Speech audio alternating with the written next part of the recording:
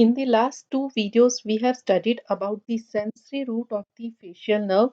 In the sensory root of the facial nerve, three types of the fibers they are present. There are secretomotor fibers for the submandibular and sublingual gland, which starts from the superior salivatory nucleus, and there are also secretomotor fibers for the lacrimal gland, which begins with the lacrimator nucleus in the pons. And third type of fibers in the sensory root, they are the taste fibers from the tongue and the palate, which are traveling towards the nucleus of the tractus solitarius. Another root of the facial nerve, it is the motor root of the facial nerve, which will supply all the muscles of the facial expression and muscles of the ear, and also it will supply some muscles of the neck. So in this video we will study about this motor root in detail. The motor root of the facial nerve, which is shown in the red color, it begins from the motor nucleus in the pons, and these motor fibers they first run separately from the sensory root, and both the motor and the sensory root they run in the internal acoustic meatus, and at the bottom of the internal acoustic meatus the two roots they join to form a single nerve trunk. Now the facial nerve takes its course in the internal ear above the vestibule, then it runs in the middle ear where it takes a bend, that is the genu, and then the facial nerve it lies first above the promontory of the middle ear, then behind the promontory of the middle ear. Now while this facial nerve it is traveling a downward course behind the promontory in the facial canal, it gives up its first motor branch, that is the nerve to stapedius. This nerve to stapedius it will supply the stapedius muscle, which is attached to the ear ossicle stapes. The function of stapedius muscle is to dampen out the excessive vibration of the stapes, which are caused due to the high pitched sounds. So if this muscle is paralyzed, then the patient will hear even the normal sounds, they will appear very loud to the patient, that is known as the hyperacusis.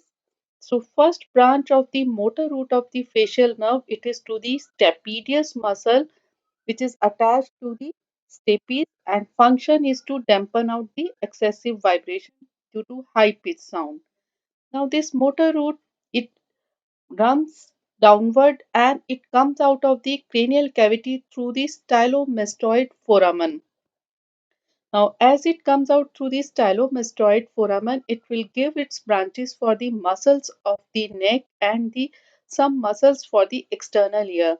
So first branch it is the for the posterior auricular branch, which is for the occipital bailey of the occipitofrontalis muscle, and also it will supply the auricularis posterior muscle of the auricle.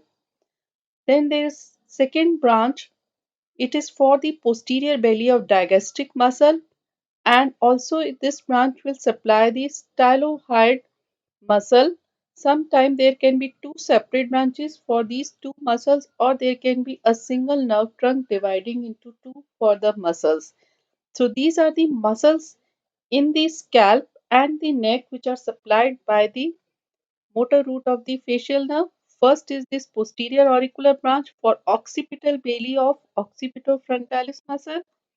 Then there is nerve to posterior bailey of digastric. Then nerve to stylohyoid muscle. Now the facial nerve now takes a forward course and it passes through the substance of the parotid gland, and after coming out through the substance of the parotid gland it will give up five branches for the muscles of the facial expression, and these five branches they are arranged in a goose feet pattern or pars anserinus, and these branches of the facial nerve they are temporal branch, zygomatic branch, buccal branches, marginal mandibular branches, and the cervical branch of the facial nerve. The temporal branch of the facial nerve it will supply the frontal belly of occipitofrontalis and orbicularis oculi. The zygomatic branch it will supply the orbicularis oculi muscle, while the buccal branch it will divide into an upper buccal and lower buccal branches. The upper buccal branches they will supply all the levator muscles of the lips that are the levator anguli oris, levator labii superioris, and it will also supply the zygomaticus major and minor, while the lower buccal branches they will supply the buccinator and the orbicularis oris muscle. The marginal mandibular branch it will supply the risorius muscles and all the depressor muscles to the lower lip, that are the depressor anguli oris, depressor labii inferioris muscle. And the fifth branch here, it is the cervical branch of the facial nerve which will supply the platysma muscle.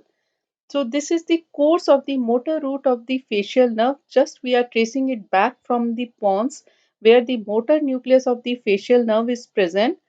Fibers from the motor nucleus they will run in the motor route of the facial nerve, and first branch from the motor route it is the nerve to stapedius, and which will supply the stapedius muscle with a function of dampening the excessive vibrations. The second branch will be after the nerve comes out through the stylomastoid foramen, it will give up a posterior auricular branch, a branch to posterior belly of digastric, a stylohyoid branch, and then the nerve it will give up pass through the parotid gland, it will give up five branches, that are the temporal, zygomatic, upper buccal, lower buccal, marginal mandibular, and the last branch it is the cervical branch of the facial nerve. These five branches they will supply the muscles, all the muscles of the facial expression. So with this we have completed the course of the facial nerve, which is having two roots, a motor root and a sensory root, and through these two roots it is attached to the pons. And the nucleus of the facial nerve they are secretomotor nucleus, they are superior salivatory nucleus and lacrimatory nucleus. Sensory nucleus of the facial nerve, it is the nucleus of tractus solitarius, while the motor nucleus it is for the innervation of the muscles of the face and neck and also of the ear. Now we will discuss the applied anatomy related to the facial nerve. Sign and symptoms of the facial nerve involvement will depend on the level at which the facial nerve is injured or involved. Now we will discuss the various levels of injuries or involvement of the facial nerve. Now we are marking the first level, which is above the genu of the facial nerve. So this is the level 1 of injury. Now at this level we can see that all the roots, that is the sensory root of the facial nerve as well as the motor root of the facial nerve, they will be involved. And in the sensory root we know that there are secretomotor as well as the sensory fibers. So the sign and symptoms in these type of patients they will be, since the orange fibers which are the taste fibers towards the nucleus of tractus solitarius they are involved, so there will be a loss of taste from anterior two-third of the tongue. While there is these yellow colored fibers, they are the fibers from the superior salivatory nucleus towards the submandibular and sublingual gland, they are also injured, so there will be a lack of salivation. The green fibers, they are the secretomotor fibers from the lacrimatory nucleus. They are also involved, so there will be a loss of lacrimation. So this is the involvement of sensory root which leads on to loss of lacrimation, lack of salivation as well as loss of taste from anterior two-third of the tongue.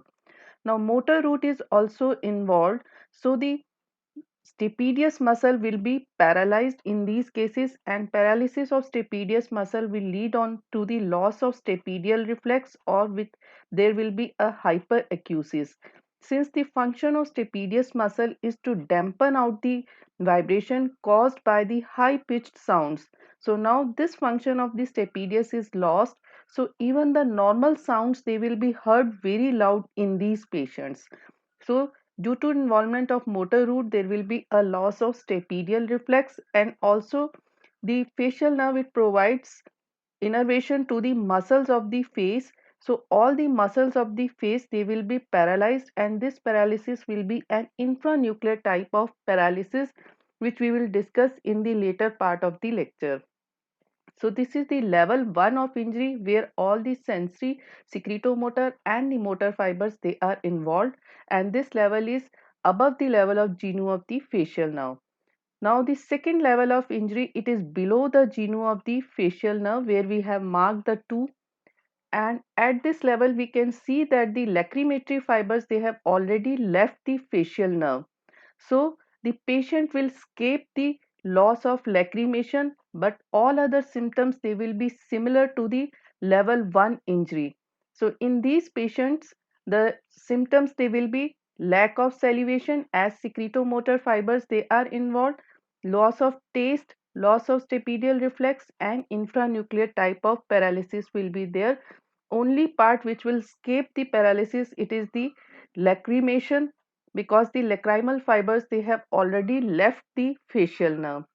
Now the third level of injury, it will be below the nerve to stapedius. So where this is the third level of injury. Now at this level we can see that the nerve to stapedius has already left the motor root, so this will also escape the paralysis. So now the patient will have the symptoms of the, there will be a loss of taste, there will be a lack of salivation, but the, and there will be a paralysis of the muscles of the facial expression, that is the infranuclear type of paralysis, but the lacrimation will be preserved, as well as the stapedial reflex will be preserved in these patients, as the lacrimal fibers as well as nerve to stapedius, they have already left the facial nerve. Now we are marking the fourth level of injury, when the nerve, it has left through the stylomastoid foramen. So now the nerve has only the motor fibers for the facial muscles. All the sensory and secretomotor fibers, they have already left the facial nerve. So these patients will have the symptoms only of the infranuclear type of paralysis of the muscles of the face. All sensory and secretomotor reflexes, they will be preserved. So these are the four level of injuries to the facial nerve. At the level 1, all the sensory, secretomotor and the motor fibers, they will be lost, but at the level 2, lacrimal fibers, they will be preserved. At the level 3, the nerve to stapedius and lacrimal fibers will be preserved, but at the level 4, all the secretomotor and sensory fibers, they will be preserved. So this is about the various levels of injuries to the facial nerve. Now we will discuss about the infranuclear type of paralysis of the facial nerve and its symptoms. Now in this diagram we can see the motor nucleus of the facial nerve in the pons, and any injury to the facial nerve above this nucleus will be known as the supranuclear type of paralysis, while below this nucleus it will be known as the infranuclear type of palsy of the facial nerve. And sign and symptoms in both type of paralysis, they will differ. First we are studying about the infranuclear type of palsy of the facial nerve. Now we can see in the motor nucleus of the pons, the upper part of the nucleus, it will provide the motor fibers to the upper part of the face, while the lower part of the nucleus, it will provide motor fibers to the lower part of the face. Now usually the facial nerve in the infranuclear type of paralysis, it is involved when it has left the stylomastoid foramen. So here this is the stylomastoid foramen, and usually the facial nerve is involved beyond the stylomastoid foramen, and it is involved usually in the viral infection. So now here we can see if the facial nerve is injured at this level, both the upper and the lower half of the face, they will lose their motor supply. So both upper half and lower half of the muscle, of the face, that will be paralyzed. So this type of paralysis, infranuclear type of palsy, or it is known as the Bell's palsy, we can see one half of the face will be paralyzed, and if it is the right facial nerve, right half of the face will be paralyzed. So in infranuclear type of palsy, one half of the same side of the face is paralyzed, and symptoms to the patient, they will be, as the facial nerve, it is supplying the muscle orbicularis oculi, which is needed for closure of the eye. So infranuclear palsy will cause the eye to remain open. On the unaffected side, the patient can close the eye, but on the affected side, eye will remain open. The second symptom will be if we ask the patient to look upward On the unaffected side, we can see that he will have the wrinkles, but on the affected side, there will be a loss of wrinkles on the forehead, and the tear will continuously flow on the affected side. That condition is known as the epiphora, a continuous flow of tears. And this is because the lacrimal secretions from the lacrimal gland, they are not able to reach up to the nasolacrimal sac, as the eye is not able to close. The other symptoms, they will be when we ask the patient to smile, we can see that the angle of mouth will be deviated towards the normal side, as the normal muscles, they will pull the angle of mouth towards them. So if we ask the patient to smile, angle of mouth will be deviated to the normal side. And since buccinator muscle is also paralyzed, so patient will not be able to push the bolus of food from the vestibule into oral cavity. So any, when he wants to drink or when he wants to eat the food, there will be spillage of food and water on the affected side. So these will be some of the symptoms in infranuclear type of palsy or the Bell's palsy. And we can see here that the only one half of the same side of the face will be paralyzed. So if right facial nerve is injured, right half of the upper half as well as lower half will be paralyzed. Now what happens in the supranuclear type of lesions? The cerebral cortex, it is exerting its influence on the motor nucleus of the pons through the corticonuclear fibers. Now the corticonuclear fibers from the cerebral cortex to the motor nucleus, in for the upper half of the nucleus and the lower half of the nucleus, they are different. And from the right cerebral cortex, the corticonuclear fibers, they are for the upper half of the motor nucleus of the same side, as well as the upper half of the motor nucleus of the opposite side, as well as right cerebral cortex, it will provide the corticonuclear fibers for the lower half of the opposite side. So this is the way this right cerebral cortex, it will exert its influence on the right as well as the left motor nucleus of the pons. So right cerebral cortex, it will provide the corticonuclear fibers for the upper half of the same side and for the upper half of the opposite side, as well as it will provide the corticonuclear fibers for the lower part of the nucleus of the opposite side. Now I am drawing the corticonuclear fibers from the left cerebral cortex. So left cerebral cortex, it will provide corticonuclear fibers for the same side of upper half as well as the opposite half, upper half, as well as it will innervate the lower half of the opposite side. So now we now know that the upper half of the motor nucleus of the pons, it is receiving the corticonuclear fibers from both cerebral cortex, but the lower half of the motor nucleus, it is receiving the corticonuclear fibers only from the opposite cerebral cortex. Now what happens if a lesion occur in these corticonuclear fibers of the right side? So now we can see that the right side of the motor nucleus in the upper half, it is receiving the corticonuclear fibers from the left cerebral cortex. So that means there will be no effect on the upper half of the right side. The lower half of the right side, it is receiving the fibers only from the opposite side. So this will also have no effect in the right injuries. But right injuries, if we see that it is providing corticonuclear fibers for the upper half of the left side as well as lower half of the left side. The upper half of the left side will escape paralysis as it is receiving also from the same side of the cerebral cortex. But the lower half of the left motor nucleus, it is receiving corticonuclear fibers only from the right cerebral cortex. So that has been injured. So the now the paralysis will be seen only in the left side, and that too in the left lower half, because it is receiving more of corticonuclear fibers only from the right cerebral cortex and which has been injured. So paralysis seen here will be in the left side of the lower half of the face. So in the infranuclear paralysis, we have seen that the one half of the both upper half and the lower half of the face are paralyzed, and that too on the same side. But in the supranuclear type of paralysis, only the lower half of the opposite side is paralyzed, and we can now clearly state the reason for it, because the lower half of the left motor nucleus, it is receiving corticonuclear fibers from the opposite cerebral cortex or from the right cerebral cortex, and these fibers, they have been injured. So now there will be a paralysis of the muscles of the opposite side of the face.